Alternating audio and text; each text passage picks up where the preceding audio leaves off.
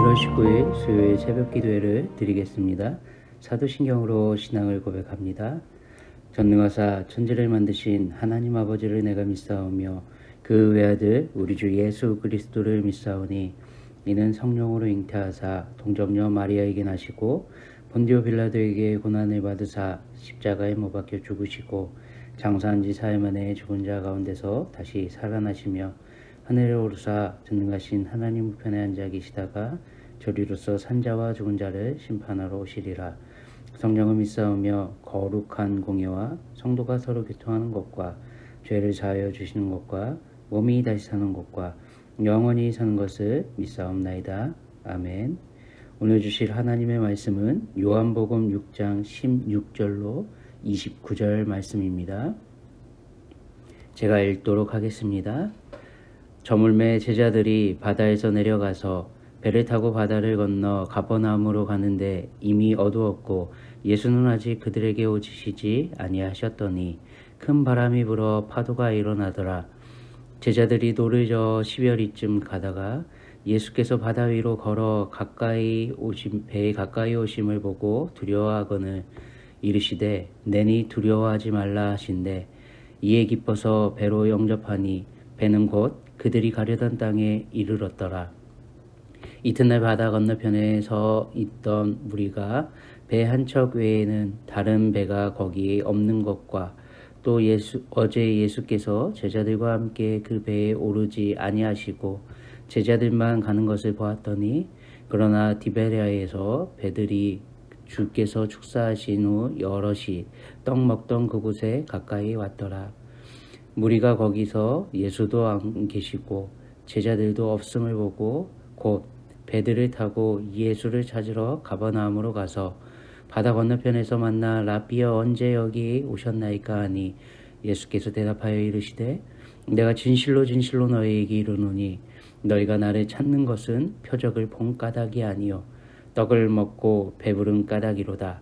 썩을 양식을 위하여 일하지 말고 영생하도록 있는 양식을 위하여 하라. 이 양식은 인자가 너희에게 주리니 인자는 아버지 하나님께서 인치신 자니라. 그들이 묻되 우리가 어떻게 하여야 하나님의 일을 하오리이까? 예수께서 대답하여 이르시되 하나님께서 보내신 일을 믿는 것이 하나님의 일이라 하시니. 아멘. 오늘 말씀은 동전의 양면과 같은 우리의 민낯을 드러냅니다. 사도 바울의 고백과 같은 우리 하나님을 향한 우리의 연약함을 보여주는 거죠. 로마서 7장 24절로 25절을 통해 사도 바울이 이렇게 고백했습니다. 새 번역 버전으로 본다고 하면 이렇습니다. 나는 참 비참한 사람입니다. 누가 이 죽음의 몸에서 나를 건져주겠습니까? 우리 주 예수 그리스도를 통하여 나를 건져주신 하나님께 감사드립니다. 그러니 나 자신은 마음으로는 하나님의 법을 섬기고 육신으로는 죄의 법을 섬기고 있습니다. 아멘. 이것이 이 땅을 살아가는 우리에게 평생 주어진 숙제입니다. 본문 28절 예수님을 찾아와 묻는 이 질문이 우리에게도 있는 동일한 질문 아닙니까? 그들이 묻되 우리가 어떻게 하여야 하나님의 일을 하오리이까? 아멘. 태국 한인교회 성도님들은 코로나로 전 세계가 힘겨워하던 작년 한 해 동안도 누구보다도 더 하나님의 일인 선교 사역에 물질과 시간 그리고 기도로 힘쓰셨습니다. 이전보다 어려워진 상황에서도 더 많은 섬김과 합력하여 선을 이루는 모습을 보여주셨습니다. 올 2022년에도 우리 하나님의 은혜와 인도하심 속에 더욱더 하나님의 일을 하시기 위해 애써주실 줄 믿습니다. 그런데 우리는 여전히 연약함이 있습니다. 바로 사도 바울의 고백과 동일한 겁니다. 마음으로는 하나님의 법을 섬기고 하나님의 일을 하고 싶지만 우리의 육신은 늘 죄의 법을 섬기고 있기에 연약함이 드러나기 때문입니다. 예수님이 재림하시기 전까지 혹은 우리가 옛 습관을 따르는 죄의 미혹에서 완전히 자유케 되는 육신의 장막을 벗어나는 죽음에 이르기 전까지 저희는 모두 여전히 사도 바울의 고백과 같은 현실을 마주하며 살게 될 겁니다. 우리 스스로 미처 인식하기도 전에 죄의 미혹의 생각에 사로잡혀 있는 우리들의 모습을 보게 될 수도 있습니다. 바로 오병이어의 표적을 본 사람들의 모습과 똑같은 우리의 모습 말이죠. 14절, 15절 이렇게 말합니다. 그 사람들이 예수께서 행하신 이 표적을 보고 말하되 이는 참으로 세상에 오실 그 선지자라 하더라. 그러므로 예수께서 그들이 와서 자기를 억지로 붙들어 임금으로 삼으려는 줄 아시고 다시 혼자 산으로 떠나가시니라. 아멘. 영원한 생명과 부활을 주신 우리 예수님, 우리의 죄를 대신해 십자가에서 짊어지시고 죽기까지 순종하시고 사랑하시며 우리에게 대속의 은혜를 주신 예수님께서 혼자 산으로 떠나게 만드는 그런 일이 벌어졌습니다. 우리의 지금의 삶 속에서도 우리 예수님의 마음을 이렇게 무겁게 만드는 일을 우리는 할 수 있습니다. 우리의 연약함이 삶에서 드러날 때 우리 예수님은 잠시 우리 곁에서 한 발치 멀리 떨어지게 만드는 그러한 모습을 우리 스스로가 할 수 있다는 사실입니다. 생명의 떡이요 영원히 목마르지 않는 생수의 근원 되신 예수님을 우리 사람에게 찾아온 고난과 시련, 인생의 문제를 해결해 주시는 해결자로만 대할 수 있는 연약함이 여전히 우리에게도 하나님의 성도인 저와 여러분에게도 도사리고 있습니다. 엄청난 말로 표현할 수 없는 예수님의 은혜를 경험하고도 그저 이 땅에서의 성공과 번영의 수단 삼는 예수님 저희들의 왕이 되어주세요 라고 떼쓰는 것과 동일한 우리의 생각, 우리의 입술의 고백, 삶의 행동이 우리에게도 일어날 수 있습니다. 우리도 또한 이렇게 동일하게 신앙이 후퇴하고 뒷걸음질 치는 추락을 경험할 수 있습니다. 지금 인생의 고난과 문제 가운데 예수님은 도저히 함께 하시고 있는 것처럼 여겨지지 않는 버림당한 건 아닐까 하는 생각에 우리는 사탄의 미혹 가운데 있을 수 있습니다. 혹 성도님 가운데 이러한 삶 속에 처하신 분이 계십니까? 걱정하지 마시고 본연의 믿음을 되찾으시기 바랍니다. 세상이 감당할 수 없는 우리 예수님께서 주시는 이 믿음을 붙드시길 바랍니다. 본문은 예수님이 홀로 기도하러 산으로 가시며 제자들은 먼저 가버나움으로 보내신 이후에 펼쳐진 상황입니다. 예수님 말씀대로 순종한 제자들의 삶에 찾아온 바로 그 결과는 큰 바람과 파도뿐이었습니다.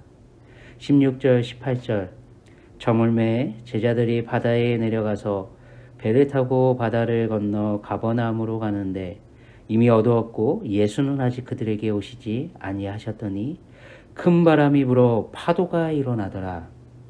제자들이 노르저 10여리쯤 가다가 예수께서 바다 위로 걸어 배에 가까이 오심을 보고 두려워하거늘. 아멘. 우리 예수님은 말씀의 순종에 가버나움으로 가기 위해 애쓰고 수고하는 제자들과 물리적으로는 함께 하시진 않았습니다. 하지만 예수님의 신성을 우리는 빗대어 생각해 볼 때 예수님은 이 애쓰고 수고하는 제자들과 여전히 함께 하고 계셨음을 생각할 필요가 있습니다. 비록 물리적인 공간으로는 분리된 것이 사실이지만 우리 예수님은 창조주 하나님으로서의 신적 권능으로 제자들의 상황을 이미 알고 계셨다고 우리는 이해할 수 있습니다. 그래서 큰 바람이 불어 파도가 일어나는 이 상황을 우리 예수님은 허락하시고 그냥 방치해 두신 것이 아니라 홀로 산으로 가서 기도하시는 그 상황 속에서도 제자들의 어려움과 수고하고 애씀을 아셨기에 갈릴리 그 바다라 표현하는 넓은 호수 가운데서 제자들의 배가 있는 그곳으로 곧장 걸어오실 수 있던 것이 아니겠습니까?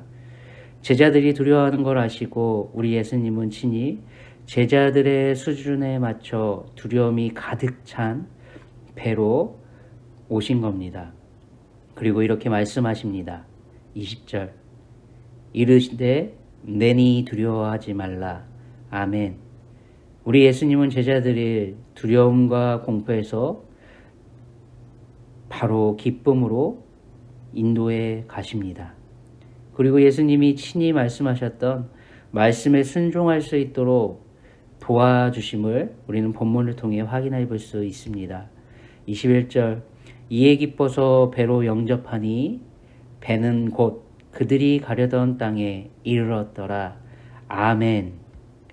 우리 예수님은 저희가 돌아갈 천성을 향해 지금도 함께 하시며 인도하고 계신 줄 믿습니다. 우리에게 하나님의 말씀대로 순종하며 살아갈 때 찾아오는 시련과 인생의 문제가 비록 있을 수 있다 하더라도 우리와 여전히 함께하고 계신 우리 예수님을 우리는 잊지 말아야 할 줄 믿습니다.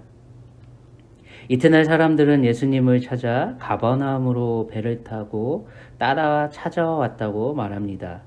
22절에서 24절을 보면 분명히 배에는 제자들만 올라탔음을 이 사람들은 알고 있습니다.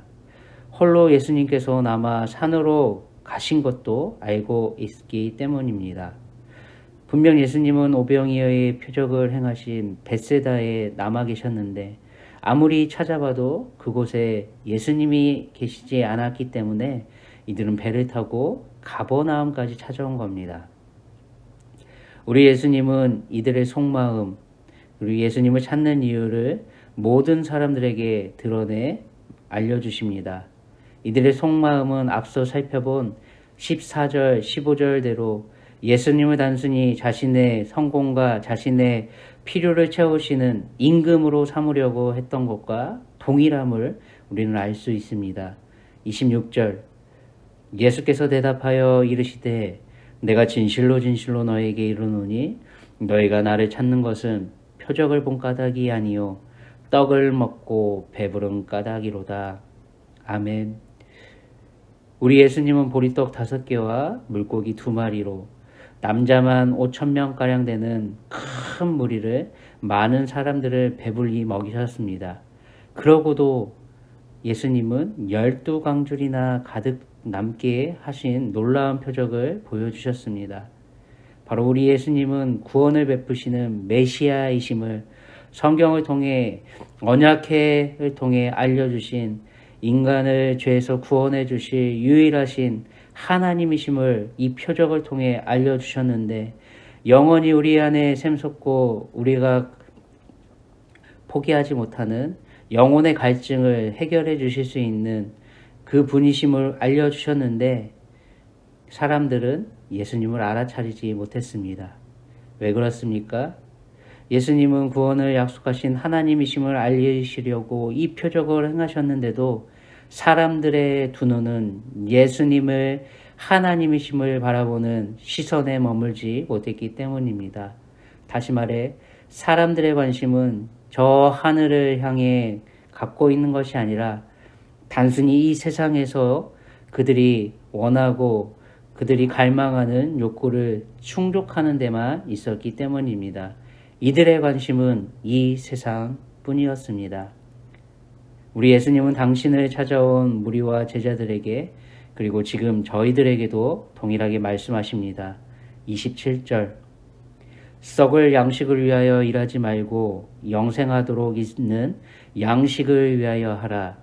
이 양식은 인자가 너희에게 주리니 인자는 아버지 하나님께서 인치신 자니라. 아멘. 우리 예수님은 영생하도록 있는 양식을 위하여 일하라고 지금 제자들과 무리들에게 그리고 동일하게 저와 여러분에게 말씀하고 계십니다. 도대체 영생하도록 있을 양식은 그럼 무엇입니까? 우리는 이미 이것을 알고 있습니다. 사마리아 여인과의 사건을 통해 우리 예수님은 친히 이것을 알려주셨기 때문입니다. 요한복음 4장 34절에 이렇게 말씀하셨습니다. 예수께서 이르시되 나의 양식은 나를 보내신 이의 뜻을 행하며 그의 일을 온전히 이루는 이것이니라. 아멘.